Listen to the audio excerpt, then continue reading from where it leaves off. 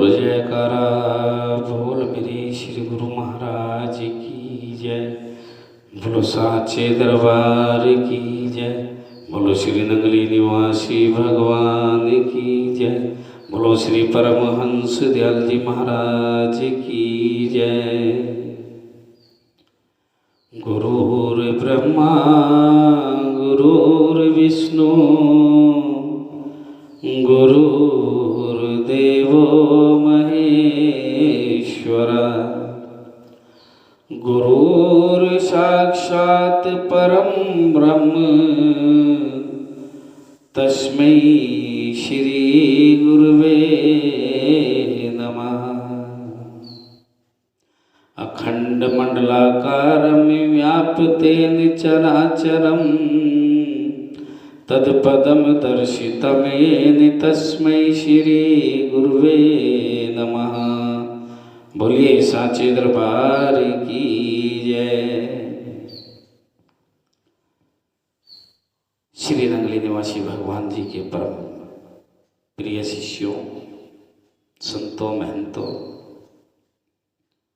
आप सभी को हमारी तरफ से भी जय सच्चिदानंद। आज 8 फरवरी सन 2022 दिन मंगलवार, माघ शुक्ल पक्ष की अष्टमी। आज भीमाष्टमी भी है और गुप्त नवरात्रों का आज 8वां दिन, 8वीं माता की पूजा, महागौरी पूजा। देखिए, आपको याद होगा मैंने 2 तारीख को बोला था कि पड़वा और दोज एक ही दिन हो रही है, यानी कि वहाँ एक तिथि घट रही थी और अब यहाँ आज अष्टमी है, आज भीमाष्टमी है और कल 9 तारीख में भी अष्टमी ही रहेगी, यानी कि अष्टमी 2 दिन है और वहाँ पड़वा और दोज एक ही दिन हो गई थी। तो आप आज भी महागौरी का पूजन करेंगे और कल भी महागौरी का पूजन ही होगा। आज आप 39वां श्री स्वरूप दर्शन का पाठ सुनेंगे और आज 3:20 पर दोपहर बाद 3:20 से 4:45 तक राहु काल रहेगा।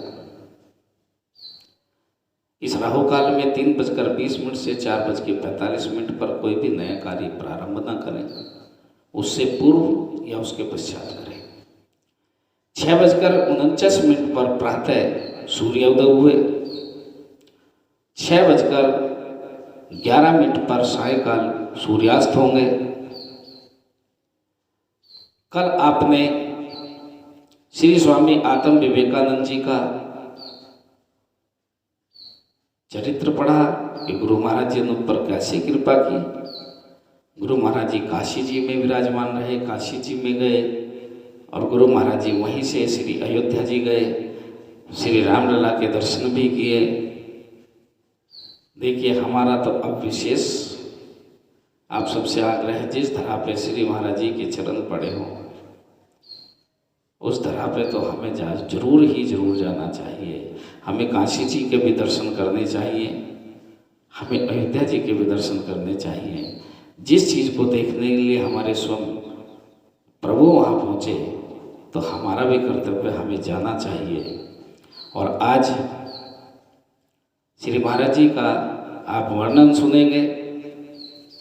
इस अध्याय के माध्यम से स्वामी विश्वनानंद जी को भजन किया गया और फिर शिमला में दर्शन। तो आइए पाठ प्रारंभ करते हुए। दिल्ली आकर उत्तर प्रदेश के एक प्रेमी स्वामी विश्वनानंद जी ने श्री महाराज जी के चरण कमलों में विनती की कि दयालु जी, यदि आज्ञा हो तो दास कुछ वर्ष एकांत में भजनाभ्यास करना चाहता है। अंतर्यामी प्रभु ने अपने सेवक के दिल की बात जान ली और उसी समय उन्हें आशीर्वाद देकर फरमाया, गंगा जी के तट पर जिला उन्नाव में हलगी मंजी गांव बहुत ही एकांत स्थल है, आप वहां जाकर भजन करो।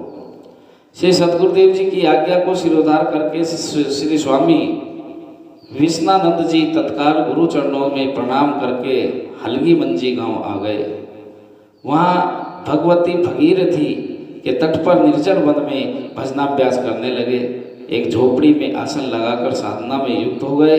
धीरे धीरे उन्होंने आहार को भी कम कर दिया, यहाँ तक कि यदि 8वें दिन भी कुछ मिला तो उसी में संतुष्ट हो गए, यदि कुछ नहीं मिला तो भी निर्वाह कर लिया। इस प्रकार लगभग 12 वर्ष वहाँ योग युक्त रहकर स्वामी विश्वनानंद जी अपनी मौजवश किसी पर्वत की ओर चले गए और फिर पता लगाने पर भी उनका कुछ पता न चला। किसी संत ने क्या ही सुंदर कहा है, लीन भय आत्म मध्य ऐसे, जो जल जल ही भेद कहो कैसे।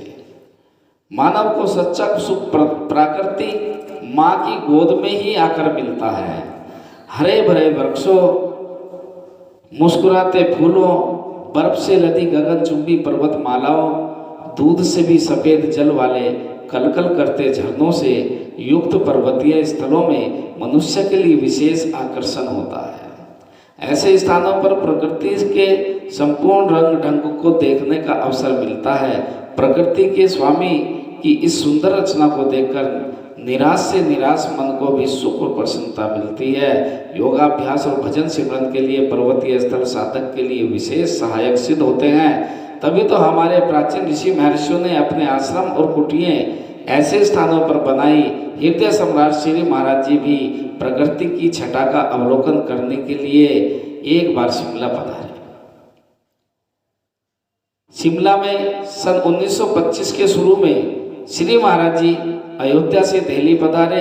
वहाँ कुछ दिन विराजमान रहकर श्री महाराज जी किसी भक्त की प्रेम प्रार्थना कर कालका जाने के लिए तैयार हुए। उस समय श्री महाराज जी की पवित्र सेवा में स्वामी अभेदानंद जी और टेरी निवासी भक्त रामजी मल जी थे। दिल्ली से श्री महाराज जी कालका पधारे। कालका में कुछ दिन रहकर भ्रमण करते हुए श्री महाराज जी नगर कालका फ्रंटियर में आ गए। कालका से कालाबाग आने का कारण यह भी था कि कालाबाग के एक श्रद्धालु भक्त ने आश्रम बनवाने के लिए कुछ भूमि श्री चरणों में भेंट की। यहाँ आकर श्री महाराज जी ने उस स्थान का निरीक्षण किया, परंतु स्थान बनाने की वहाँ मौज न उठी। तब कुछ दिन बाद श्री महाराज जी शिमला आए। कुछ दिन शिमला में निवास करके श्री महाराज जी बिलासपुर होते हुए भज्जी स्टेट पधारे। यहाँ कुछ दिन रहकर गुरुदेव मंडी सकेत व्यास नदी के तट पर पहुँचे। यहाँ का सुंदर प्राकृतिक वातावरण देखकर श्री महाराज जी लगभग 1 मास यहीं विराजमान रहे। यहाँ स्वामी अभेदानंद जी को काफी शारीरिक कष्ट हो गया, यहाँ तक कि शरीर का अंत होने लगा। किंतु सद्गुरुदेव जी ने इनसे अभी काफी सेवा लेनी थी, इसलिए कुछ ही दिनों में स्वामी अभेदानंद जी का स्वास्थ्य बिल्कुल ठीक हो गया। यहाँ श्री महाराज जी ने काफी सत्संग प्रचार किया और कई अद्भुत लीलाएं दिखाई। महापुरुषों का हास्य विनोद भी विलक्षण होता है। श्री महाराज जी अभी स्वामी अभेदानंद जी को कहा करते थे, गुरु गुरु जप नंद अभेदा, मिटे जन्म मरण की खेदा। 1 मास बाद श्री महाराज जी मंडी सकेत के शिमला लौट आए। शिमला में ही श्री महाराज जी की पत्रीताल जिला गोंडा उत्तर प्रदेश में पधारे। वहाँ महात्मा लोगों का सम्मेलन था। श्री महाराज जी ने स्वामी अभेदानंद जी को कालका से ही लक्की मरवत सीमा प्रांत में भेज दिया और फरमाया कि अब आपको व्यास पूजा पर ही दर्शन होंगे। पत्रीताल में वार्षिक सम्मेलन।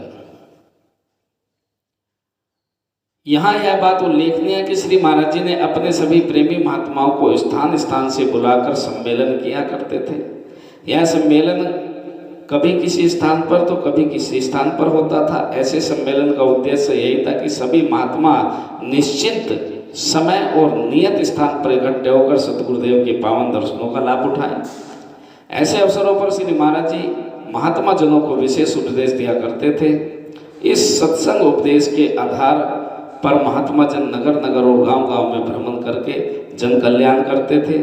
श्री महाराज जी महात्मा लोगों से अनेक प्रकार की योगिक क्रियाएं करवाते थे, संत मत के विशेष सिद्धांत समझाते थे। सन 1925 की गर्मियों में इसी प्रकार का सम्मेलन पथरीताल आश्रम में हुआ।